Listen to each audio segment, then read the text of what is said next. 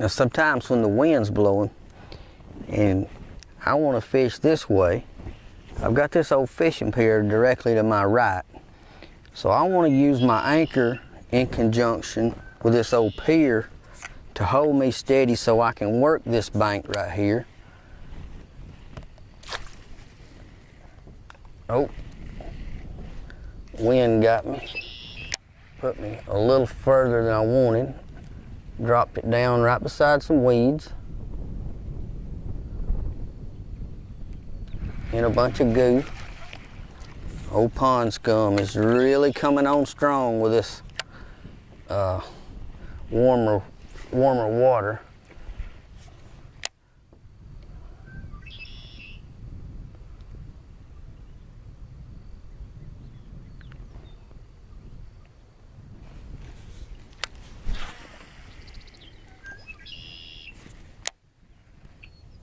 Oh, there's a bite. Oh, and he hung on. There we go. That went toward the bank. Looks like a little bigger one than the last time. Sure does feel like it. See what we got. Look at that. Ah, yes. Come on in here, girl. My goodness, my goodness. Oh, come to me. There we go. I don't think that's a little buck bass there. That old cream lizard, she just couldn't stand it. I believe she's already spawned out. Oh, got that pretty good hook set that time. Where's my little pliers? There we go. Get you back in the water, quick as a shake. There we go. She's even got some pond scum on her fins. Pretty fish right there. Hit that purple lizard. So many purple lizards and worms have been sold, and that's the reason right there. They have worked for 40 or 50 years. Well, let's get her back. And let's see if we can find another one. I can get all this scum off my line. Man, that is just, it's hard to beat a lizard in the spring. If you could get a lizard around a bass where they're bedding, they can't stand it. They know lizards do not belong in their beds. They are not wanted.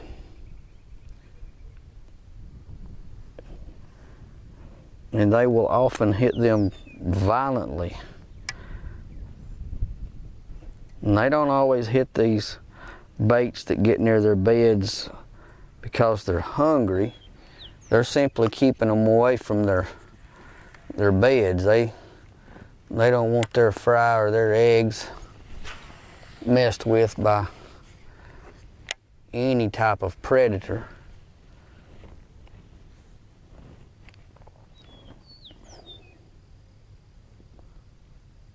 Now that bass was out off of the bank, but that fish ran up into the shallows when I hooked it. Normally they run toward deep water.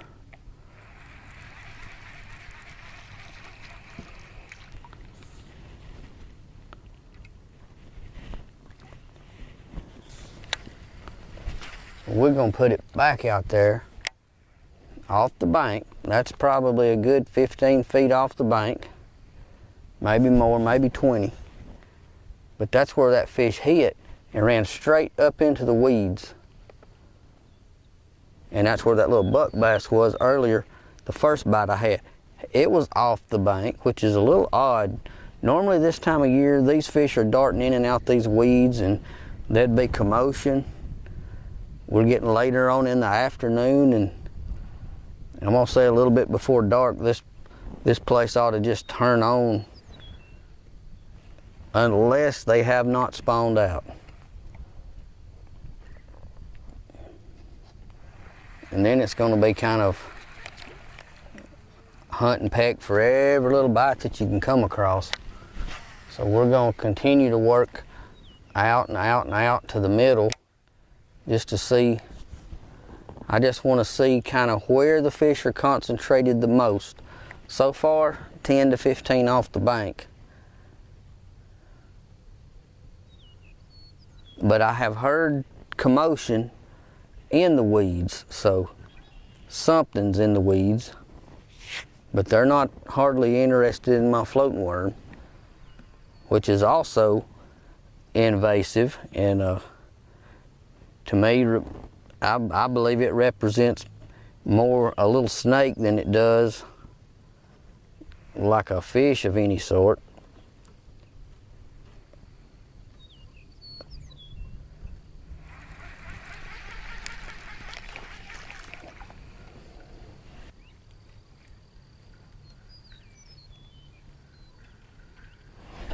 There's one. Man, an acrobat. Now that one hit the floating worm. Oh, what you gonna do? Are you done? Are you done? You better be, I'm supposed to grab you. Oh, gotcha. Little buck bass. Decided he need to get a hold of my little cream floating worm. That's a cream 6-inch scoundrel. That's in the natural color, which landed us another little buck bass about like my very first one. Back you go. So that's leading me to believe more and more that some of these fish may still be bedding. Normally when they come off bed, I'm going to catch a few more bigger fish. I'm going to catch a lot more buck bass than I'm catching.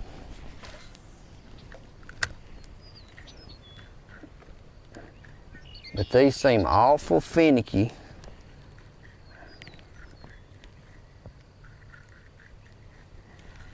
So I'm gonna keep after them. I'm gonna hit all these little holes in between the grass, which is where they should be. And that's all you can do, is fish the places where they should be this time of the year, doing their thing.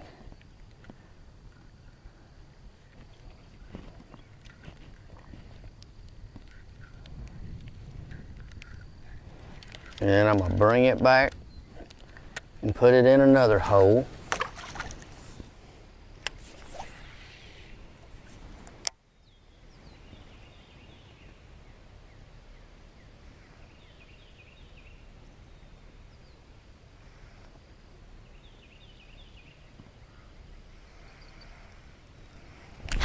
There's one.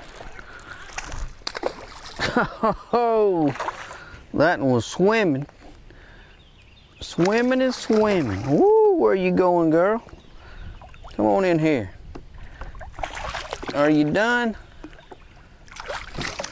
Not yet. There we go. That's what I'm talking about. I don't know if you see it on the back camera. We'll give you a chance on the front camera here. Persistence pays off. My goodness. Pretty good little old fish right there. Smacked that worm. Pretty little largemouth. Put that back. Oh, tried to get back in the boat with me. Old purple worm. Hard to beat.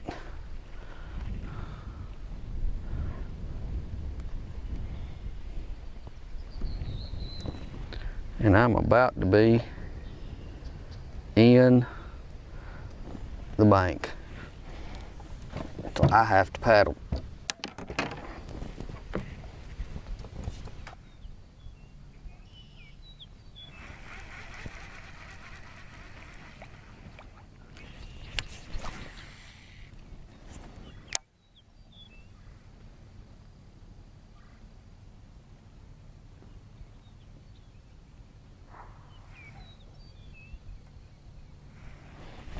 There we go. Right here at the end. Oh, where are you going? Come around this side, get off my anchor. There, well, you ain't big. Come on in here. How about that? Old plastic worm. Been around forever. Goodness, what a hook set. Get my pliers out. Little tough jaw things. There we go. Not big, but a whole lot of fun. Pretty little old bass. Sun's getting lower and lower, but I think the fish are beginning to feed. Either they're beginning to feed, or it's just took me this long to figure out where they are. There's some fish shallow. When I first got here, I really couldn't get a shallow bite worth a flip. And I don't know, I changed baits, and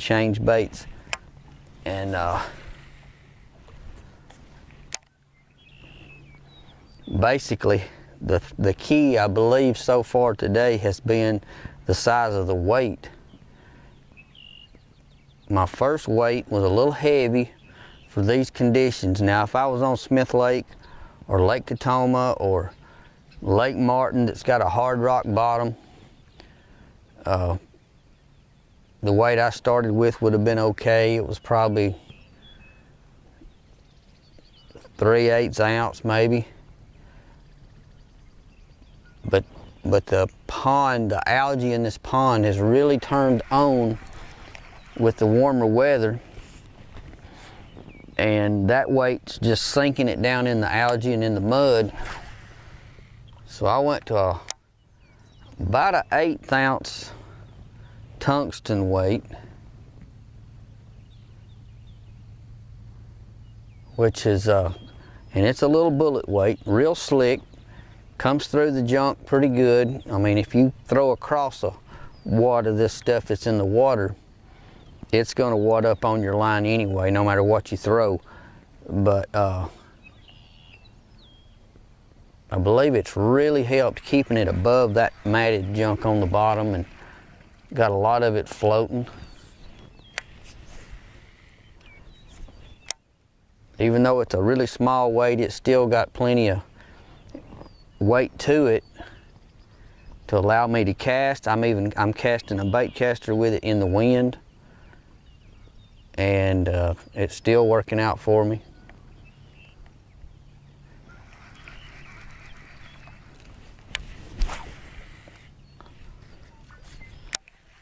Springtime, right around bedding season, is so hard. It's always been my hardest time of the year. Some people, it's just natural to them. They've got it figured out. And just when I think I've got this part of the season figured out, I'll have 3 trips in a row that will make me the most humble person in the world.